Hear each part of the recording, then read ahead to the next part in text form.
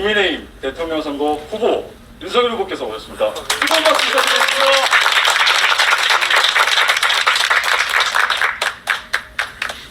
지금 방역 패스하고 거리두기로 실내 체육관 업계도 고충이 많은 것으로 이렇게 알고 있습니다. 오늘 이제 저희들이 그동안 계속 주장을 해왔고 또 얼마 전에 법원의 그 방역 패스 효력정지 가처분 이런 것들이 좀 반영이 돼서 오늘 일부 방역 패스 적용이 좀 풀리기는 했습니다만은 여전히 실내 체육관은 거기서 제외가 됐고 또 거리두기 이런 건 뭐 종전하고 똑같이 돼 있어서 실제 그 피해가 어느 정도인지 또 합리적인 그 방역 대책과 거리두기는 실제 해보니까 뭐 전문가는 그 방역 전문가는 아니어도 다른데 비교해서 실내 체육관도 이 정도면은 괜찮겠다라고 하는 그런 상식적인 그런 좀 여러분들의 제언 이런 것들을 좀 듣고 싶습니다. 사실 이 전문가들의 그 판단에 따라서 국민들에게 어떤 그 활동 제한 이런 거를 경제 활동에 제한을 가하려고 하면은 사회 활동이나 경제 활동에 제한 뭐 또 식당이나 이 헬스클럽을 출입하는 국민들 입장에서 볼 때는 개인적인 활동이지만 또 그걸 운영하는 분들 입장에서 볼 때는 경제 활동이 되는 것이죠. 그걸 이제 제한하려고 그러면 합리적인 이제 근거를 제시를 해야 되는데 합리적인 근거의 제시가 없어요. 그냥 무조건 이렇게 하는 거다 이렇게 발표하고 그냥 마는 거고 그래서 아니 이러이러한 거는 좀 풀어야지 아니 시간 제한은 불합리한 거 아니냐 코로나 바이러스가 밤 뭐 9시 전에는 활발하게 안 움직이다가 9시 넘어가면 이게 뭐 활동성이 많아진다는 그런 근거가 없지 않냐 그러면 그래도 전문가 입장에서 볼 때 전체적으로 9시로 끊게 되면은 전체적인 우리나라 국민들 전체의 이 활동을 좀 제한을 하면 그래도 코로나가 나아진다. 이게 되게 막연한 얘기입니다. 굉장히 막연한 얘기예요. 그 뭐 전문가라는 분들이 나와서 또 기자들이 이렇게 되면은 또 한 말씀씩 하셔. 그런데 그걸 영업을 하는 사람 입장에서 볼 때는 피눈물이 나는 얘기인데 그렇게 막연한 이럴 가능성이 좀 코로나 확산이 좀 나아질 가능성이 있다라는 거 가지고 이런 영업 자체를 아예 못하게 하고 보상도 안 해준다는 말이에요. 난 이거는 대단히 잘못됐다고 생각을 합니다.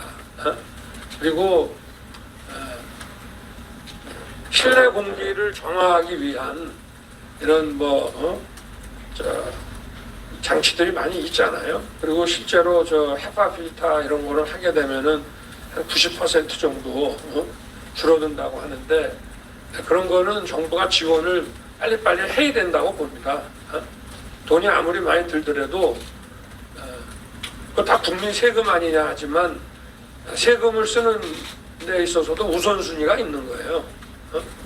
우선순위가 방역을 하기 위해서 경제활동을 제한을 하면 그 제한에 따르는 보상을 해줘야 되고 또 이거를 하면은 제한을 우리가 안 걸겠다 그러면 그걸 할 수 있는 지원을 정부가 해야 되고 가장 우선적인 예산 집행 우선순위입니다. 이게 지금 뭐 다른 데 돈을 막 쓰고 있는 게 있으면 과감하게 줄여야 돼요. 줄여서 자기 영업활동을 거의 막 70% 80%씩 제한당하는 그런 사람들한테 우선적으로 죽지 않게 해줘야 되는 게 최우선이지.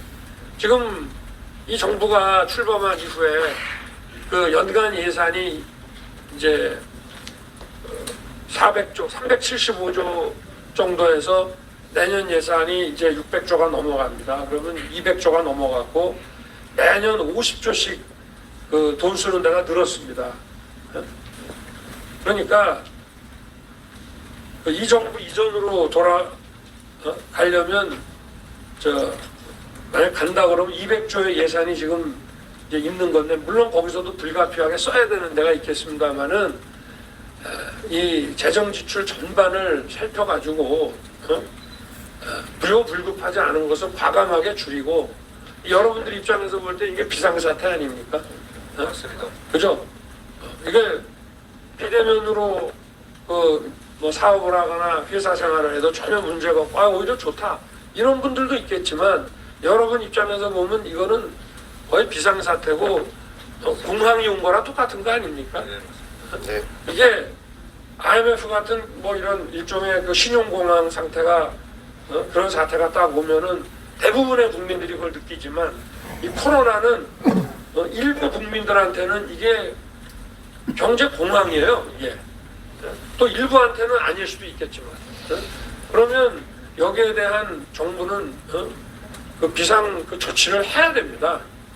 재정적인 비상 조치도 해야 되고, 그리고 막연한 논거를 가지고 일률적으로 이렇게 제안하는 거는 전 맞지 않다고 봅니다. 그래서 일단 실내 그 환기를 이런 실내 헬스클럽이라든가 뭐 식당이라든지 뭐 독서실이라든지 뭐 영화관 뭐 이런 데도 일단 실내 환기를 정화할 수 있게, 그리고 그거는 코로나 끝나고 나서도 계속 가동을 하는 게 좋습니다. 또 앞으로 어떠한 감염병이 올지 모르기 때문에 그거를 좀 정부가 지원해서 그런 시설들을 우리가 하나 인프라로 다 갖춘다고 한다면은, 그건 뭐 저거랑 비슷한 거 아니겠어요? 도로를 까는 거나 똑같은 거 아니겠습니까? 그것도 하나 SOC죠. 그렇게 해서 해놓고 시간 제한은 가급적 저는 피하는 게 맞다고 봅니다. 그리고 마스크를 쓰는 데에는 이 거리두기도 한 2배 정도 좀 늘리고, 마스크를 벗고 하는데도 실내 공기가 제대로 저게 되면은 좀 거리두기도 좀 완화시키고, 또 마스크를 계속 쓰고 있는 데는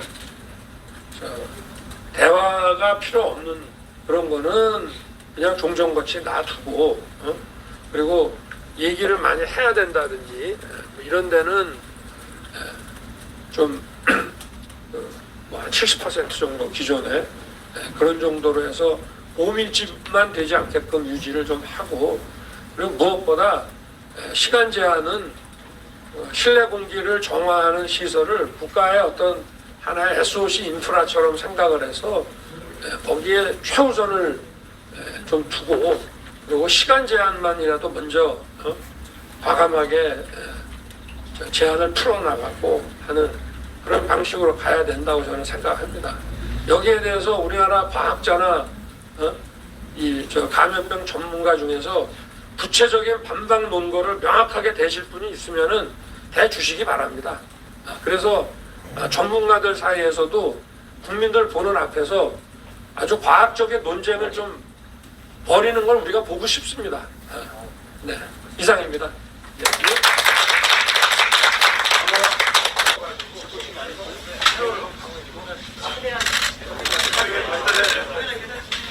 일단은 여기 네 마지막 하나 5 오케이. 운동을 게을리 하지 않았는데, 네네. 코로나 오고 나서 3보 정도 하다가 네. 정치를 시작하고는 이제 전혀 운동을 못했습니다. 근데 오늘 이렇게 실내 체육관에 와서 하체 운동도 하고, 네. 또 트레드밀도 걷고, 네네. 또 뭐 벤치프레스도 좀 하니까 네. 땀도 좀 나고